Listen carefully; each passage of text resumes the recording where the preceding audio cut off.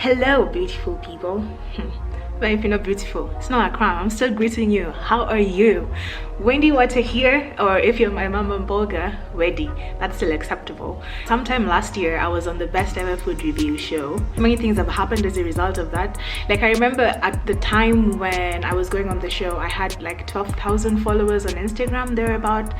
And the number kind of I just got like 10,000 extra followers, then got flooded with like lots of DMs on, hey, what was the experience like? What was it like meeting Sony? How did you even meet Sony? And I started responding to some of those questions, but then there were like so many messages. I show you my DMs now. Like, I'm not ignoring you, Sha. There are just so many messages. Why not just sit and finally film this video so that if anyone asks, then I can just send a link. I'll just answer some of the frequently asked questions. I've just been so surprised and taken aback by the popularity of this show, even in Kenya. Just like the other day, I was in my house like needing some nyanya, you know, tomatoes. So I decided to make a run down to the market. So I'm just dressed in my slippers, like a bandana on my head, you know, just going to the neighborhood, Mama Mboga, to the market to just get a bunch of groceries. And then a hawker I just noticed this guy looking at me, and then he's like, "Wait, madam, sinimuko kwa ile show ya YouTube ile ya food bebe, sinimuko nakula mutura." It's like, weren't you the one eating tura in this video? And I was like, well, for Mimi. And then he's like, oh, tell me naenda tu base flani hapa nje kukula mtura. And we just had like such a fun exchange.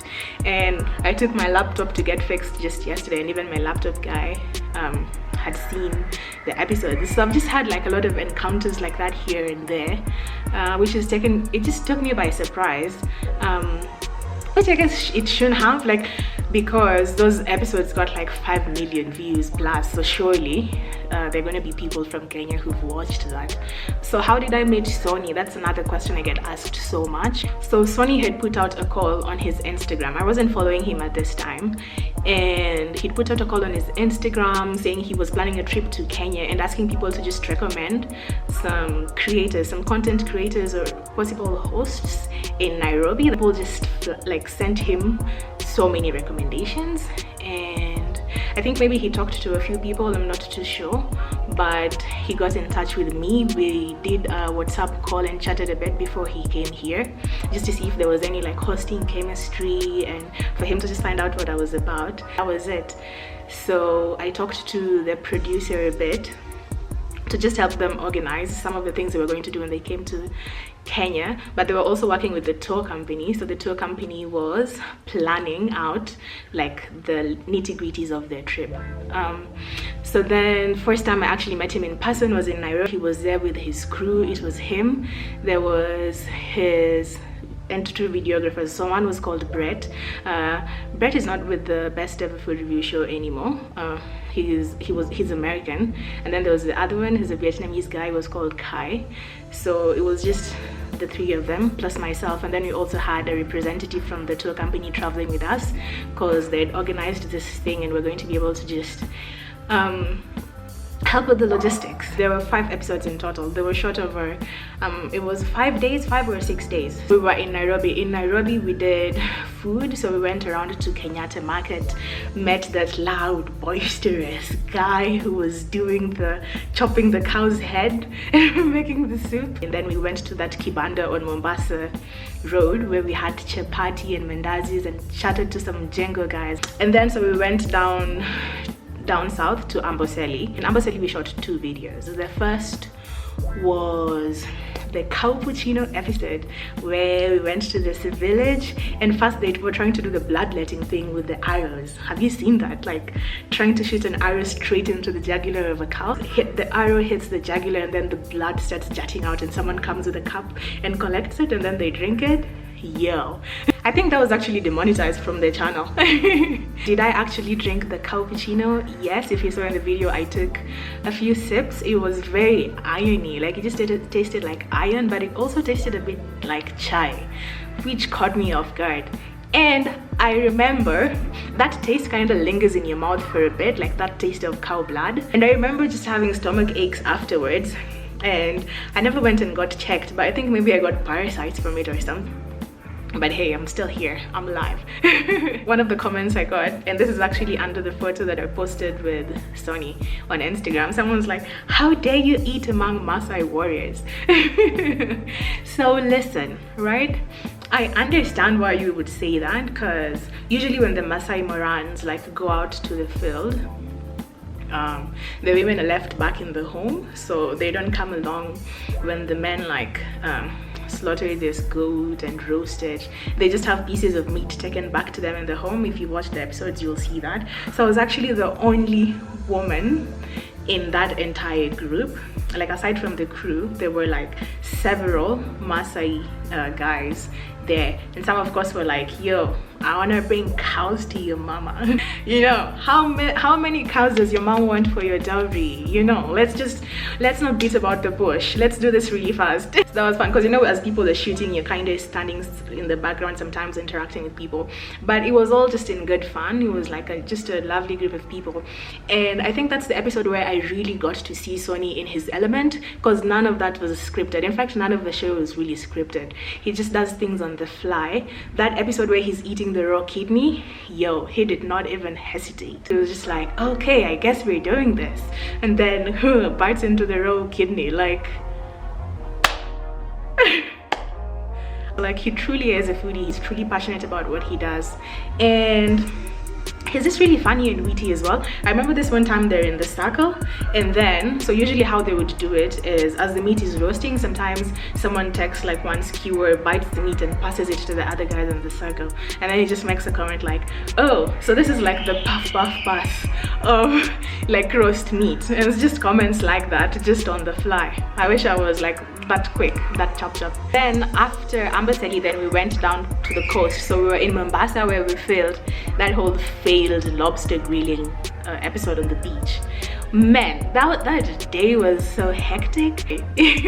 So what happened, you know, just Kenyans being cunning. Kenyan awajanja, are you guys nyinyi, hey. So we went to this beach. We accessed it through Mtwapa. So we go down to the beach because they wanted to film a lobster grilling session down on the beach, and so I didn't organize this particular grilling episode. Oh, man, everyone wanted to be paid when we were filming. Everyone wanted to be paid. Even when we were in Nairobi in Kenyatta Market, like they would go stand in front of someone's wall, like just a plain blank wall, to do like a scene, a take, you know, and then the store owner comes out and is like, Besa. Mombasa, we even went and sat on some chairs on the beach while we were waiting for the lobsters to be brought. And then when we were standing up to now go and film, someone comes and they're like, these are my chairs, you need to pay for sitting on these. I was like, dang, the hustle is real out here. At this beach we went to, there was a fish market. So we're going to the fish market hoping to get some lobsters, some fish, then we can come and have them grilled out on the beach. We get there and they say there are no lobsters, like they were sold out earlier in the day. So some two guys who work there come to us and they're like, we can run to a store that's just some market that's just next to this place, and we'll get you lobsters and we'll come and grill it up for you real nice, and you guys can shoot your videos. Like, okay, let's do this. So the set, we were waiting for these guys to bring the lobsters. They hop on borders, motorbikes, and they come back, they're late. And the sun is starting to go down. The lobsters are frozen, like they're frozen solid. Those two huge lobsters that they had probably cost like 4,000 or 5,000 bob. There's that scene where, you know, those hawkers that have their smokies and smoky sausages and the mayai pasua, the boiled eggs, they're passing, and we're like, yo, might as well eat some boiled eggs. So we're eating that, and everyone's just so dejected and like, what is going on here? But Sony took it in his stride. Professional, probably used to like situations like this coming along, and he turned it around into just a really funny episode. My favorite episode was, let me see, I really enjoyed the village we went to in Kilifi. That was a really lovely day, especially after the previous hectic day we'd had in Mombasa. Going down to this village and just meeting, like, it was a Mijikenda family, right? So we went to a particular homestead and having them just welcome us in, that renowned Swahili hospitality, and cooking food for us. That was just a lovely day. We went out, got this turkey, negotiated, nilijaribu kugonga bei, didn't work. I really loved the mihogo, the cassava in milk dish that they made. Are you still with me? Oh, I remember I've gotten so many comments, like someone will just DM me and it's like cinnamon, cardamom. Yo, that was just a slip of the tongue, if I may. I do know how to pronounce cinnamon and cardamom.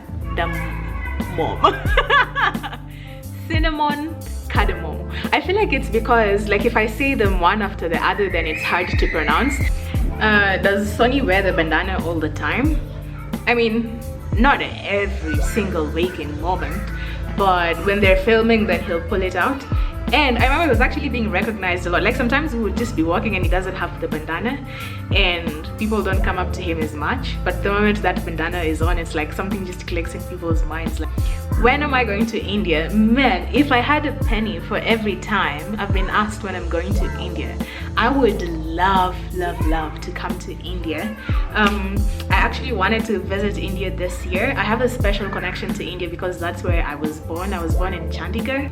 I would love to check out the Golden Triangle, you know, go land in Delhi, go to Agra, go to Jaipur, go to Rajasthan. I hope I'm pronouncing those correctly, but there's so many places in India I would just love to explore. Like, just come check out the food, the clothing, meet people, just check out the tourist attractions, check out the beaches, the architecture, maybe go dancing as well.